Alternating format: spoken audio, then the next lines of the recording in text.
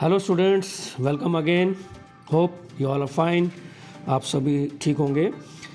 आज मैं आपसे एक लेटेस्ट अपडेट शेयर कर रहा हूँ। हम सभी जानते हैं कि कैनेडियन इमिग्रेशन में बहुत से चेंजेस लगातार हो रहे हैं और रिसेंटली भी हुए। लेकिन अब जो नया ट्रेंड क्या आ रहा है कि कनाडा केवल वही जाएगा जो कि वाकई में बहुत इंटरेस्ट लेगा स्टडीज़ में, यानी परफेक्टली सेटलमेंट उसका क्राइटेरिया होगा, बजाय इसके कि स्टडी के ज़रिए कनाडा में एंटर हुआ जाए और वह अंडरग्राउंड होकर काम किया जाए। अब कैनेडियन गवर्नमेंट बहुत स्ट्रिक्ट होगी और पोस्ट ग्रेजुएट वर्क परमिट की फैसिलिटीज़ अधिक से अधिक उन कैंडिडेट्स को दी जाएगी जो कि मास्टर्स लेवल का कोई भी कोर्स, जैसे कि ग्रेजुएट कोर्स होता है 1 साल का या 2 साल का, और या मास्टर्स करेंगे और जिसकी ड्यूरेशन होगी 1 साल या 2 साल, 1.5 साल भी हो जाती है।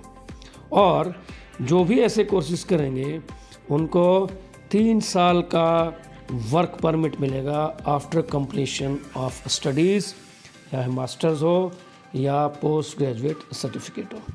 उसकी कंडीशंस क्या हैं? या तो 3 साल की बैचलर्स हो, उसके लिए भी कोर्सेज हैं, और मैक्सिमम केसेस में 4 साल की बैचलर्स को माना जाता है। उसके अंडर कौन फॉल करेंगे? जिन्होंने कि बीटेक कर रखी हो, चाहे सिविल इंजीनियरिंग हो, चाहे मैकेनिकल इंजीनियरिंग हो या कंप्यूटर साइंस हो। और यदि 3 साल का भी है तो भी कोई दिक्कत नहीं, उसमें 1 साल का कोई ड्यूरेशन बढ़ जाता है मास्टर्स करने में। और सबसे बड़ी बात क्या है, लोग कहते हैं कि फ़ीस बढ़ गई है, लेकिन जो मैं स्ट्रेटेजी आपको बता रहा हूँ, फ़ीस आपको बढ़ी हुई महसूस नहीं होगी। फॉर एग्जांपल, आप मास्टर्स करते हैं तो 1 से 2 साल का है कोर्स, कोई ग्रेजुएट सर्टिफिकेट करते हैं तो हमारा 1 साल का भी कोर्स हम आपको सजेस्ट करेंगे। पहले डिप्लोमा करते थे 3 साल का वर्क परमिट लेने के लिए, अब आप 1 साल का कोर्स करेंगे, यानी आप फ़ीस देंगे 1 साल की। कहीं 2 साल है, मान लो जिन्होंने बैचलर्स 3 साल की कर रखी है, नो इशू एट ऑल, आप 2 साल की फ़ीस देंगे।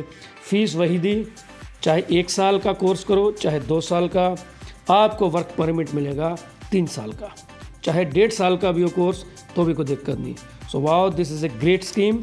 और यदि आप हमारे पास आते हैं तो मैं पहले भी अपनी वीडियोज़ में कहता रहता हूँ कि केवल स्टूडेंट को स्टडी के लिए ही धक्का देना नहीं होता है कनाडा में।